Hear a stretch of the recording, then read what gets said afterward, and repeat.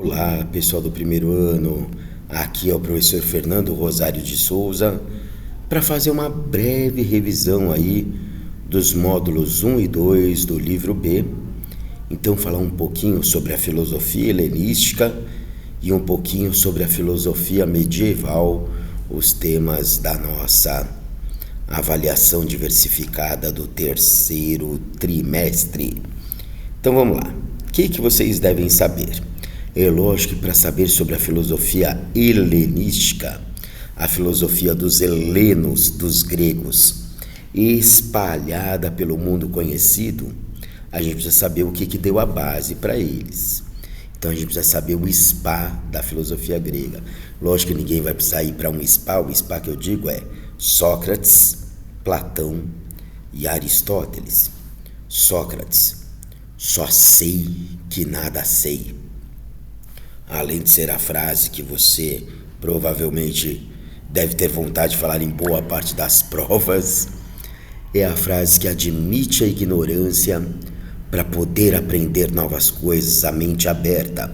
Lembra que o Sócrates tem como método de aprendizado a maiêutica, responder uma pergunta com outra pergunta. O Platão, o mundo das ideias, o mundo perfeito, é o mundo que ocorre nas ideias. O mundo que não se dá pelo mundo dos sentidos. Os sentidos enganariam. Você experimentar te levaria ao engano. Diferente do aluno dele, né? O Aristóteles. Então, Platão, mundo das ideias. O Aristóteles, aluno do Platão, vai falar assim, Platão, agradeço muito aí, aos seus ensinamentos, mas eu preciso ter experiências empíricas, experiências concretas. É no mundo das ideias que eu vou ter um conhecimento válido. Então, o mundo das experiências, da experimentação, o mundo empírico é o que vai valer. É lógico que cada um tem grande respeito pelo outro e eles divergem nesses pontos. O Aristóteles aí é o professor do Alexandre o Grande. E é justamente nesse aspecto que vamos ter o grande link do conquistador da Grécia Antiga, que estava decadente pela Guerra do Peloponeso. E isso você deve saber, hein? Por quê? Alexandre o Grande teve a facilidade de conquistar a Grécia porque a Grécia tinha se autodestruído. Atenas e Esparta tinham lutado entre si nas guerras do Peloponeso. Depois de terem vencido os persas nas guerras médicas, Atenas e Esparta estavam disputando entre si para ver quem mandaria na Grécia, quem teria a hegemonia da Grécia. E acabaram se autodestruindo, deixando a Grécia arrasada. Alexandre o Grande da Macedônia teve uma certa facilitação de invadir uma Grécia que estava destruída. Para a sorte dos gregos, ele não quis terminar de arrasar, ele queria reconstruir a Grécia e espalhar os valores gregos, os valores helenos pelo mundo. E isso foi chamado de cultura helenística. Olha só o que o Alexandre o Grande fez. Ele pegou os valores da Grécia, misturou com os do Oriente. Isso foi chamado de cultura helenística. Lógico que Alexandre o Grande, apesar de estar empolgadaço, ele encontrou com alguns gregos que estavam descrentes, que estavam desanimados, ou que estavam enxergando naquela decadência outros valores que não os materiais, enfim. E aí nós vamos ter alguns elementos aí dessas escolas da cultura helenística. Epícoro, tá? Epícoro vai trazer como proposta, olha, a vida deve estar no meio, a alegria, a felicidade está em você evitar os picos de prazer e os picos de dor. Você deve ter uma vida que dose os picos de dores e os picos de prazeres. Tenha uma vida moderada, Tente moderar os prazeres e as dores, e aí você vai ter uma vida feliz. Então Epicuro pregava uma vida regrada, uma vida moderada. Já o estoicismo de Zenão dizia que você deveria buscar a apatia, que da onde vem a palavra apatia. Você deveria se distanciar dos problemas. Isso te traria a ataraxia, a tranquilidade da alma. Diga não. Zenão dizia que você deve dizer não para os compromissos, para o excesso,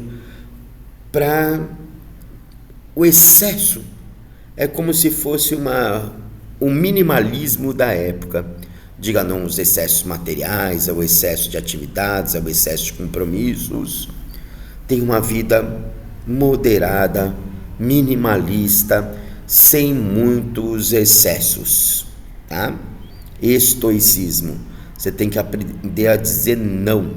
Estou aqui só com o que eu tenho, com o mínimo necessário, e isso já é o suficiente. Zenão. Ceticismo. Então, uma pessoa cética é uma pessoa que duvida. Se você questiona e se você considera que tudo é mentira, você já não espera nada como verdadeiro.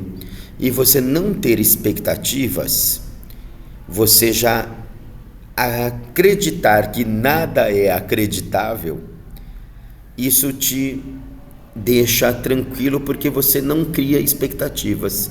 E você não criar expectativas te deixa uma pessoa pronta para não se decepcionar.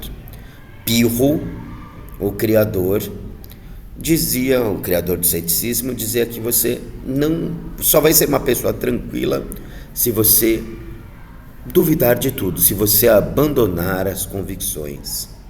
Para você lembrar de Pirro, assim, putz, eu estou em dúvida se eu espirro ou se eu não espirro nessa situação. Eu sei que foi tosco, mas é para você lembrar, tá? Cinismo não tem o mesmo significado de hoje, ser uma pessoa cínica, mas é como se fosse canismo, cinis canis. Então, o Diógenes, lembra Diógenes, Diógenes, ele dizia que você tem que ter uma vida simples, como a dos cachorros vira-latas, não dos cachorros Lulu da Pomerânia, assim, cachorros simples. Ele inclusive vivia num barril. Tem uma cena muito curiosa de que o Alexandre o Grande foi o procurar e falou que podia oferecer o que ele quisesse. Ele falou: o que eu quiser, então sai da minha frente que você está atrapalhando a luz do sol que estava me iluminando. E Alexandre o Grande não considerou aquilo uma afronta, mas falou: meu, o cara é sábio mesmo, ele fica contente só com a luz do sol, né? Professor, mas isso parece com Zenão, então. Parece, mas na verdade ele dizia que o mais importante era você ter a autarquia, o domínio de si mesmo e não depender dos outros. Dizem que o seriado Chaves é uma homenagem a Diógenes. O autor do Chaves, ele é um leitor de Diógenes, tem até um livro que chama Chaves e a Filosofia, tá? Ótimo. Então, você, para ser feliz, teria que ter um estilo de vida semelhante ao dos cães vira-latas, cinismo. O que aqui tem só as respostas aí do que você teria no livro. Depois você pode dar uma olhadinha no site, estarão ali as respostas, tá? Não vou ficar muito tempo nisso, porque você tem tanto no livro como no site. Essa tabela eu já falei que estará na sua prova, não é que pode estar. Então, epicurismo, fundado por Epicuro, a felicidade está em evitar picos de dor e prazer. Estoicismo, fundado por Zenão, recusar obrigações, compromissos e bens traz da felicidade. Ceticismo, fundado por Pirro, duvidar de tudo traria liberdade. Cinismo, fundado por Diógenes, o desprendimento dos bens materiais com o dos cães é libertador. Gente, é lógico que a única parte que vai estar é o nome da escola. As duas colunas aqui cabe a vocês preencher, tá? Então, dá pause aí e tenta fazer as associações que você precisar. Não é para fazer a cola, não. É para fazer as técnicas que você precisar para lembrar disso. Professor, mas você não tem vergonha de passar a cola para a gente? Gente, se você internalizar isso para a sua vida, eu fico muito contente, tá? Lógico que você memoriza isso para a prova, mas internaliza isso para a sua vida. E quanto à filosofia medieval, eu vou querer que você saiba o básico destes dois grandes filósofos, Tomás de Aquino e Agostinho. Basicamente, eles filosofavam, eles refletiam sobre o quanto da nossa vida é planejável, o quanto da nossa vida já está marcada para acontecer. Agostinho, bem na filosofia medieval, bem na mentalidade teocêntrica, dizia que nossa vida já está predestinada, que já existe um livro onde Deus escreveu o nosso destino. Nós temos a predestinação divina. Para você lembrar, tudo o que acontecer na nossa vida está a gostinho de Deus. Predestinação divina. Já está escrito com quantos anos você vai morrer, do que você vai morrer, com quantos anos você vai casar, com quem você casará. É o seu destino, predestinação divina. Tomás de Aquino, ele fala, não, aqui no presente, você vai por livre arbítrio, por livre escolha, modificando o seu destino. Você tem livre arbítrio para fazer as suas escolhas e ir mudando a sua vida. Ixi, professor, eu acho que tem algumas coisas que a gente não decide. Eu não decidi em que família que eu ia nascer, eu não decidi a altura que eu ia ter, eu não decidi uma série de questões genéticas, o país, enfim. Boa parte da filosofia hoje em dia acredita que existe uma síntese entre esta tese e esta antítese. Lembra que tese é uma ideia, antítese é a ideia contrária e síntese é uma mistura das duas? Por exemplo, eu tenho uma determinação genética do máximo que a minha altura pode chegar. Com a minha mãe tendo 1,55 m e meu pai tendo 1,60 m, eu provavelmente não vou ter muito mais do que esta altura. Mas o que eu vou fazer com a minha altura de 1,60 m, se eu vou ficar só me lamentando? Ou se eu realmente, é lógico que talvez eu não possa escolher ser pivô da NBA, mas eu posso escolher ser um bom artista marcial, né? Enfim, eu tenho uma possibilidade de escolhas dentro daquilo que a minha alimentação genética me oferece. Tranquilo, pessoal? Espero que esse vídeo tenha ajudado a fazer uma boa revisão aí para a prova. Dá uma olhadinha no site, tem lá uns testes para você fazer. Dá uma assistidinha nesse vídeo mais uma vez, dá uma olhadinha no seu livro e acho que vai estar tranquilinha essa AD deste terceiro trimestre.